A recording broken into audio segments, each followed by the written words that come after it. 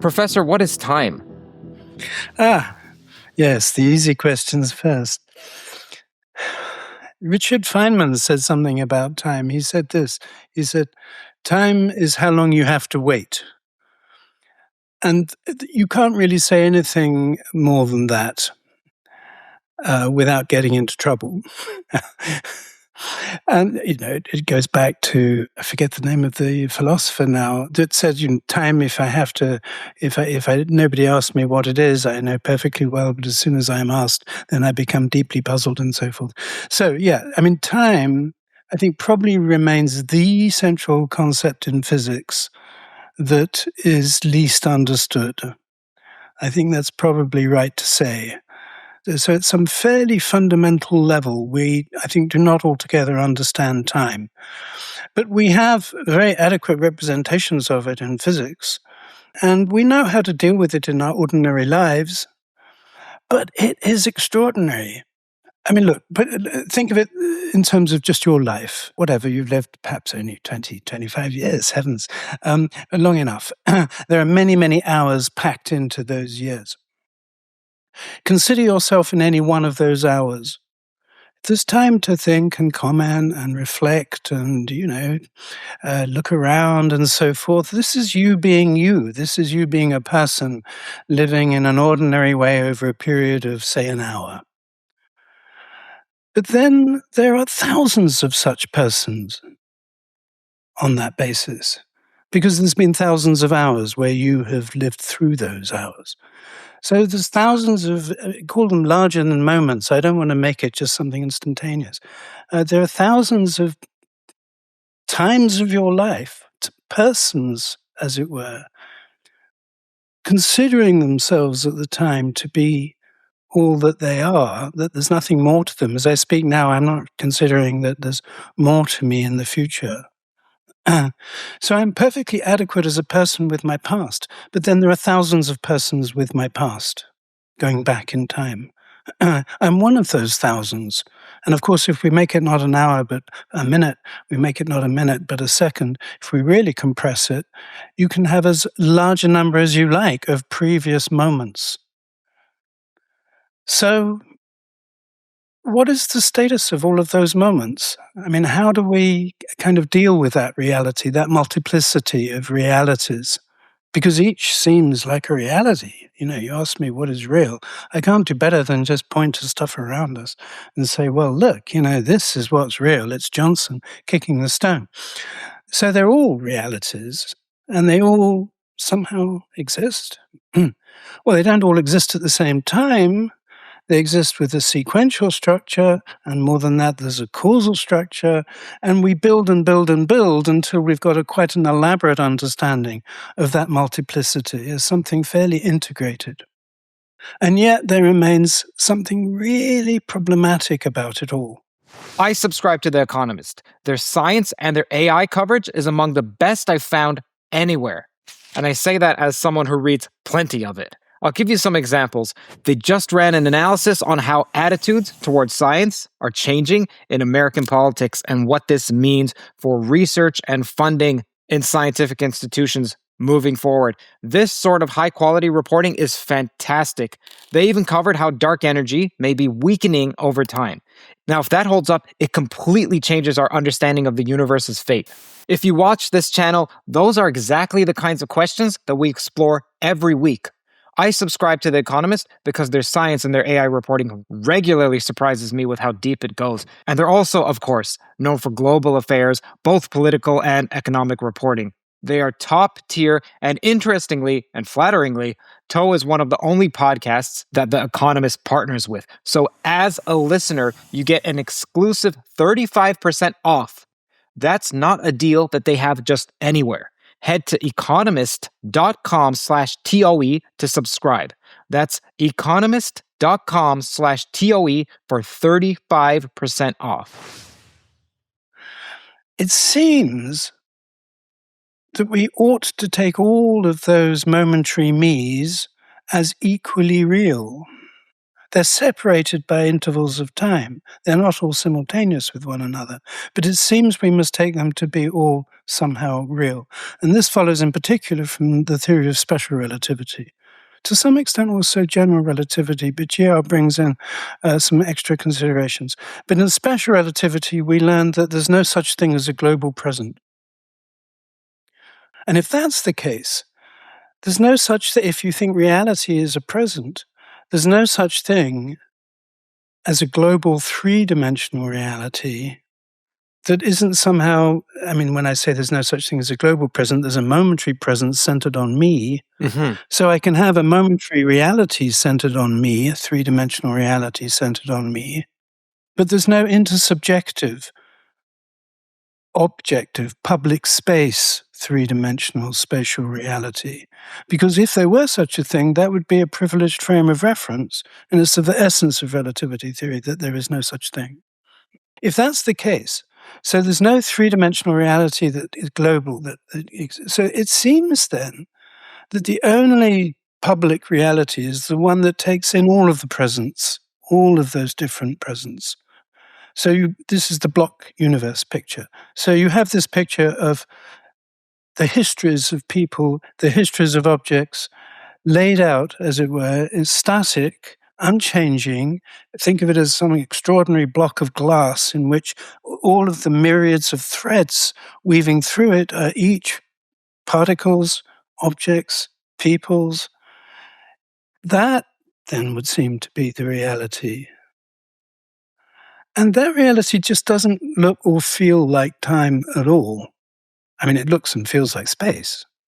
So in a certain sense, I mean, that's a quick way of putting it, time has been spatialized. It's been turned into a dimension similar to space. There are structural differences. There's the light cone structure, absolutely inherent to Minkowski's space-time of special relativity. And with that, one partitions straight lines, what curves as well momentarily, but take straight lines, as time-like or space-like. And if time-like, whether present time-like or past time-like. So you have that light cone structure in the Minkowski space-time, this block universe. But still, it doesn't feel like time. It doesn't feel as though time is passing. If I ask, where in that block universe is time passing? What I can do is look at a segment of my world line, as it's called. We can look at a little piece of my world line, the little piece that is now, if you want. And there in that little piece of my world line, you see me talking, discussing this crazy subject of what is time. And, my lips are moving, the sound waves being emitted, my head is changing and so on and so forth. But all of that is, as it were, a static configuration. So in what sense does that capture my sense of the real, of what is, of passage? I mean, Stephen Hawking put it in a slightly different way. What breathes fire into the equations? We've got this sort of abstract representational thing. What makes it come alive? And surely what makes it come alive is time actually passing. That somehow this picture, this representation of space time together, fails to capture the felt experience of time, of passage. So this is a very ongoing debate, and I think it's a very fundamental one. And I think it connects fairly closely to the mind-body problem. And I think one of the aspects to it that is little attended to is it focuses on the fact that awareness is local in time. And it doesn't have to be, and it's not even instantaneously local. It's the specious present, 50 milliseconds, Sure. whatever. So that is the localization of awareness. Now, I think we must believe, if we look at other animals, if we look at insects, that as you go down in scale, the time scale of their awareness is much shorter. You've only got to look at a small dog and the way that it moves, or cats and so forth. And it's extraordinary. Or birds, it becomes even more pronounced. They are clearly living at a faster rate than we are. Yes, except my mom's cat, who seems to be living extremely into the future, plotting my demise. Well, well, of course, maybe cats are a special case here. It's quite big. But so there's something rather extraordinary about the localization of awareness, and presumably it can't get down to in extremely small timescales. But why is it local at all? Well, you could say, well, because dynamics is local. Physics is built on locality. Fields are local. So, well, all right, but awareness somehow is underpinned by all of this phenomenology. It could have been underpinned by phenomenology spread out over times, enormously longer than. So perhaps that's the point, that to really capture space-time, to see in it adequate representation of time, it would help if we could see the thought of a creature on an enormously slower timescale than ours as something spread out over hours or days. I mean, I struggle. So anyway, these are the issues that arise with time, and they're especially interesting vis-a-vis other topics in physics, and particularly many worlds interpretation of quantum mechanics, because there is something absent there too, and that comes in particular with probability, the nature of probability. And that absence of something felt and that is missing in the theoretical representation when it comes to probability is rather parallel to the sense that something is missing in the representation of time. Forget about quantum mechanics altogether. Yes. So it may be that there's something more fundamental going on, which is kind of like what you really is involved in buying into a view from nowhere, as it's sometimes called, or a God's eye view, as it's also called, a timeless view, a view that is not in time. And I think there's lots of debates in theology, aren't there, about whether God exists in time or is somehow outside of time. And I think those debates are probably extremely interesting, actually, if you really drill down into them. But what quantum mechanics is adding, I think, is actuality is now missing too. It's just as the God's eye view is not temporal. It's not in time. It takes in all of time.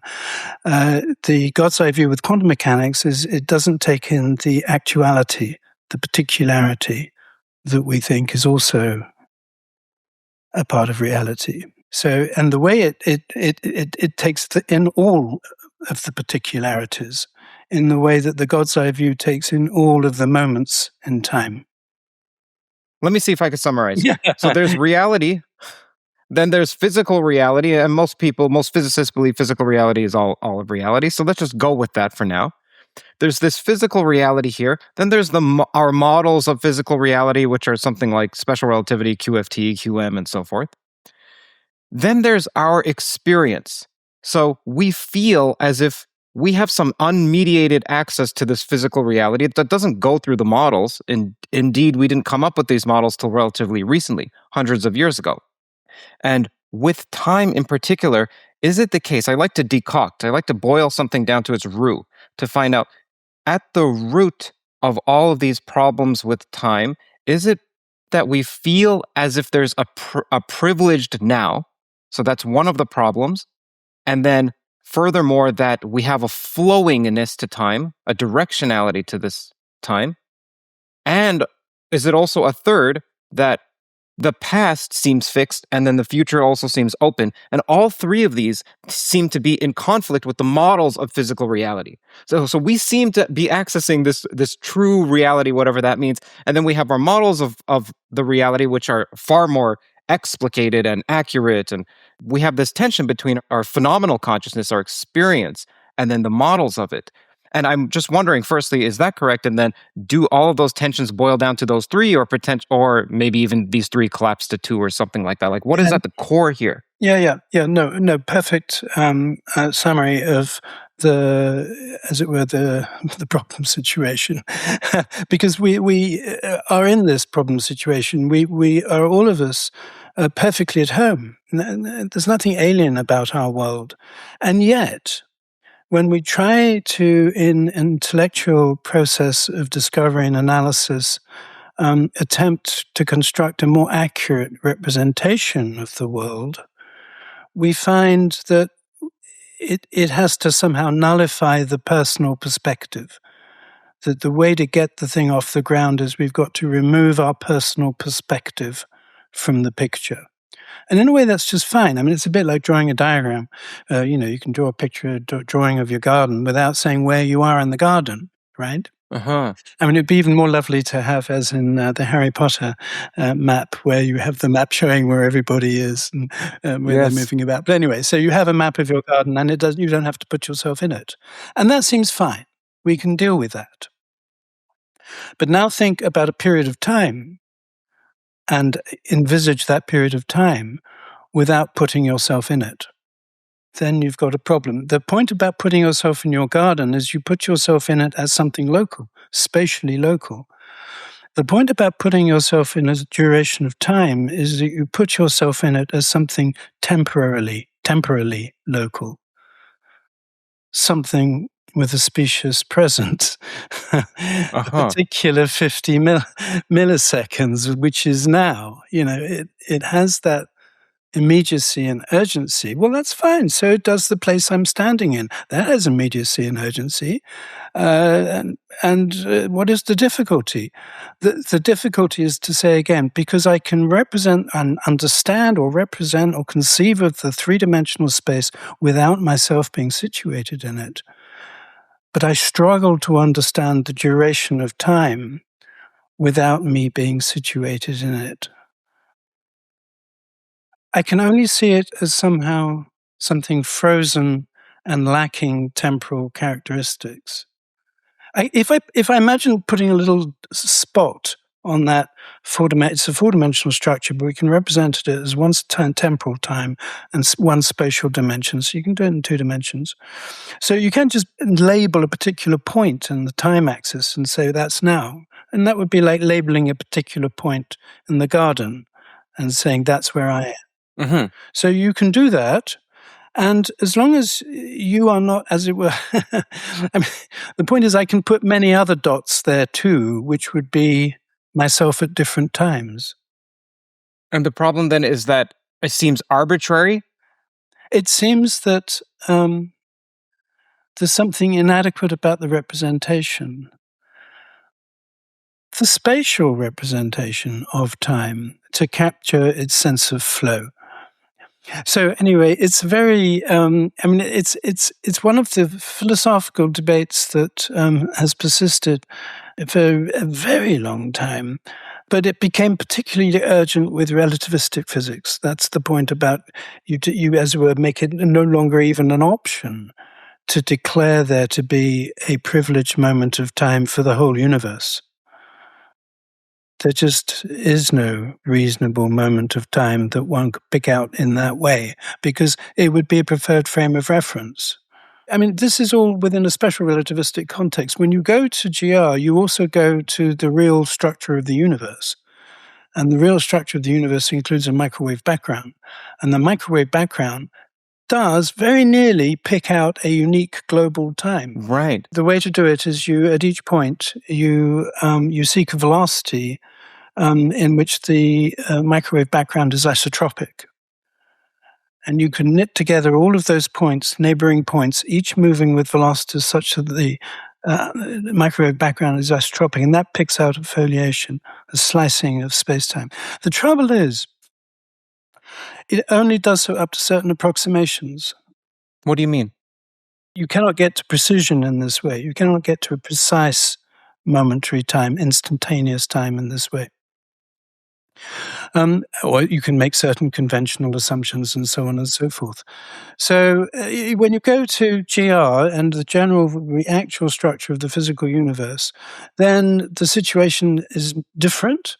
And there is even a way of theoretically changing the way that time works in here.